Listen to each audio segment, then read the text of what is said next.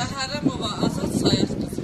90-cı ildə mən bu həyətdə yaşayıram. Bu Mayakovski küçəsində, ev nömrə 2-də yaşayıram. Bu 90-cı ildə, 98-ci ildə mən burada 1 metr hündürlüyündə evləri bütün su basmış. Bizi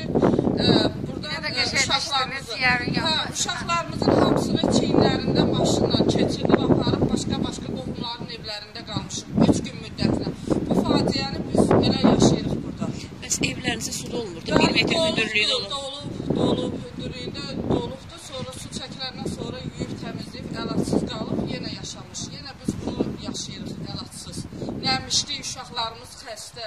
Deyə elə xəstəlikdən mənim yoldaşım rəhmətə getdi, 31 yaşında. Burada biz çox çətinlik çəkirik. Bu küçədə çox çətinlik çəkirik. Su boruları burada diametri balacadır. Böyük olsa, arxa açmazsa çəkib gedər.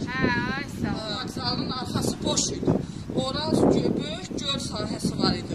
O göl sahəsinə su buradan çəkildi, ötürücü var idi. O kanalları satılıbdır. Bələdiyyədən satılır, şəkdən satılır, hardan satılır, o məlum bilmirəm, orasını bilmirəm. Amma yığılıbdır göl bağlandığına görə bu su da arxaya verir. Gölün yerində evlər tikilir. Hə, böyük evlər tikilibdir. Çox evlər tikilib. Qanunsuz, sərhədsiz evlər çoxdur. Dalğa deyir, dalğa aşağı. Buradan bir kes. Bay. Qoy göndərsin elə. Qoy göndərsin. Baba gəlir su.